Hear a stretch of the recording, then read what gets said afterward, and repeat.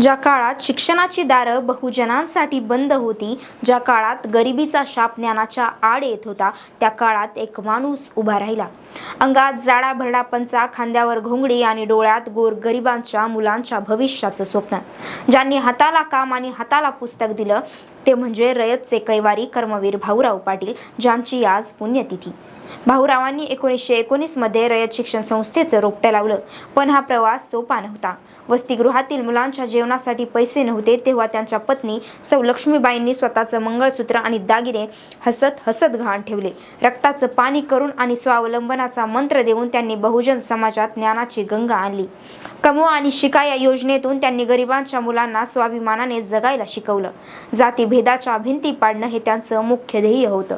त्यांच्या वसतिगृहात सर्व जातीची मुले एकाच पंक्तीत जेवत असत. महात्मा गांधींनी जेव्हा हे पाहिलं, तेव्हा तेही थक्क झाले आणि म्हणाले, भाऊराव, तुमचं काम माझ्यापेक्षाही मोठं आहे. लोकांच्या प्रेमापोटीच त्यांना कर्मवीर ही उपाधी मिळाली. आज साताऱ्याच्या मातीतून सुरू झालेली ही संस्था आशियातील एक बलाढ्य शैक्षणिक वटवृक्ष बनली आहे. लाखो विद्यार्थी आज त्यांच्यामुळे जगाच्या पाठीवर अभिमानाने उभे आहेत. 9 मे 1959 रोजी हा ज्ञानसूर्य मावळला, पण त्यांनी पेटवलेली ज्ञानज्योत आजही कोट्यावधींच्या आयुष्यात प्रकाश देत आहे. अशाच महत्त्वाच्या अपडेट्ससाठी पाहत रहा .com महाराष्ट्र आणि YouTube चॅनलला नक्की सबस्क्राईब करा.